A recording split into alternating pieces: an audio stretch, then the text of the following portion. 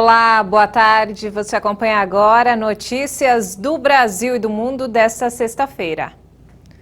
O Supremo Tribunal Federal decidiu liberar a execução das emendas do relator do orçamento da União. A retomada dos pagamentos foi autorizada depois do Congresso definir regras de transparência. A Corte validou por 8 votos a 2 a liminar da ministra Rosa Weber, que autorizou a continuidade da execução orçamentária das emendas de relator, conhecidas como orçamento secreto. Em novembro, Rosa Weber tinha suspendido os pagamentos sob o argumento de ausência de publicidade nos repasses financeiros e ausência de regras claras para definir quem seria beneficiado. Após o Congresso Nacional aprovar uma resolução com regras para dar mais transparência à aplicação dos recursos, que são controlados pelo relator geral da Lei Orçamentária Anual, a ministra liberou as verbas.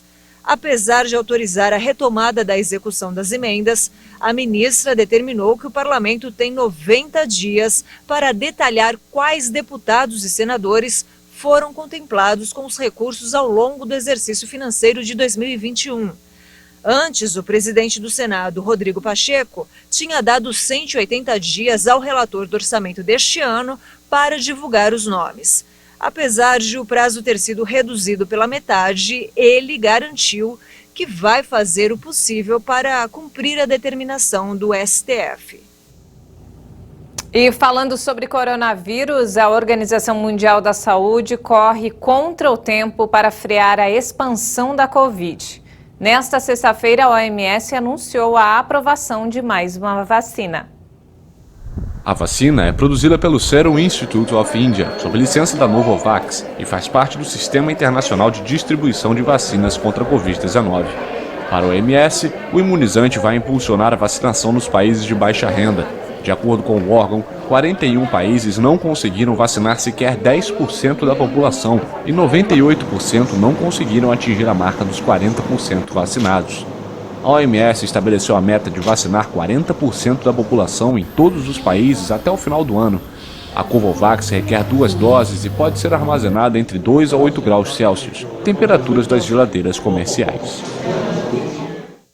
Mais de 88 mil casos de Covid foram contabilizados em 24 horas no Reino Unido. Esse foi o segundo dia seguido de número recorde de infecções no país.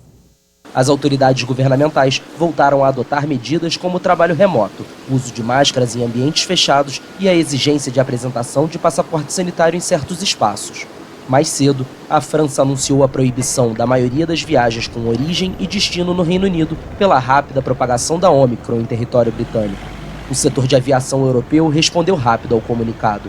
A ACI Europe e a Airlines for Europe alertaram os governos que medidas desse tipo são inúteis e ineficazes frente ao avanço da variante. As organizações indicaram que o Centro Europeu de Prevenção e Controle de Doenças reconheceu que é inútil incluir restrições ao movimento. As representantes do setor ainda destacaram o certificado sanitário lançado há poucos meses, que permite que pessoas vacinadas ou testadas circulem nos países da União Europeia.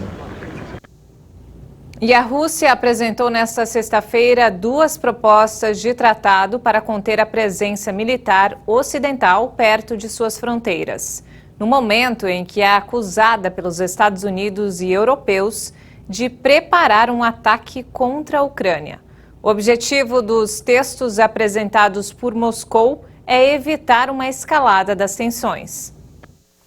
Os textos prevêem, entre outros pontos, proibir uma nova ampliação da Aliança Atlântica e do estabelecimento de bases militares americanas em ex-países soviéticos. Moscou quer negociá-las a partir de sábado com os Estados Unidos. Со своей стороны готовы незамедлительно. Estamos prontos para imediatamente, amanhã mesmo, no sábado, partir para negociações com os Estados Unidos em um terceiro país. E Genebra foi sugerida aos americanos. В третьей стране. Американцам в этой связи уже предложена Женева. O objetivo é evitar o aumento das tensões com outras nações, já que tanto os americanos quanto os europeus acusam os russos de preparar um ataque contra a Ucrânia. O Kremlin nega as acusações. No caso de uma invasão, os ocidentais ameaçam adotar sanções contra a Rússia, mas até o momento parecem excluir uma intervenção militar. O vice-ministro das Relações Exteriores, Sergei Ryabkov, acredita que seja necessário voltar a promover a relação partindo de uma folha em branco. A Rússia rejeita todas as acusações, afirmando que se encontra sob ameaça da OTAN.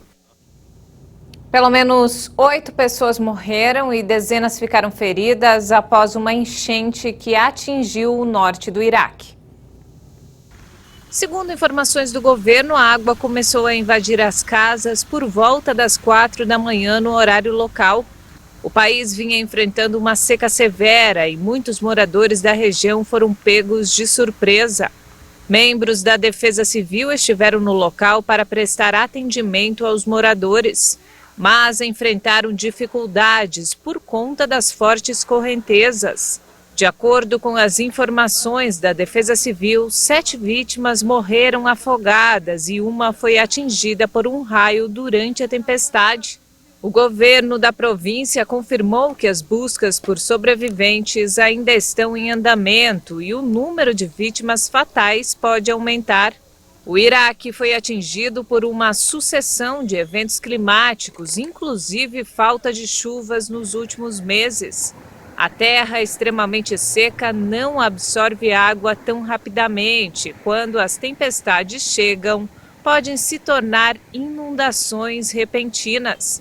Especialistas alertaram que a queda recorde de chuvas, agravada pela mudança climática, está ameaçando um desastre social e econômico no Iraque, país anteriormente devastado pela guerra. E de volta ao Brasil, olha só, o leão Simba completou 13 anos com direito a bolo e festa de aniversário no Bioparque do Rio de Janeiro. Em vez de chocolate, Simba teve um suculento e caprichado bolo de carne, seu sabor predileto. Ele não se intimidou diante da plateia que celebrou o aniversário com muita empolgação.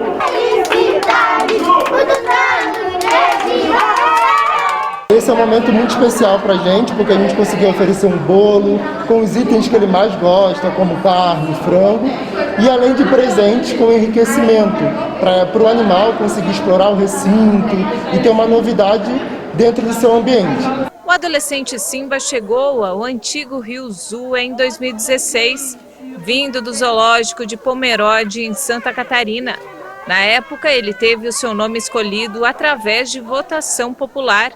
Depois da reforma que transformou o antigo zoológico em Bioparque do Rio, o leão ganhou um recinto especialmente projetado para recriar de forma mais próxima possível o seu local de origem. Simba herdou em seu espaço parte do projeto arquitetônico assinado por Índio da Costa, que na década de 60 foi projetado para a moradia dos ursos do Himalaia. E essa edição fica por aqui. Mais informações daqui a pouco às 5 da tarde com Maria Alice Dias. Obrigada pela companhia.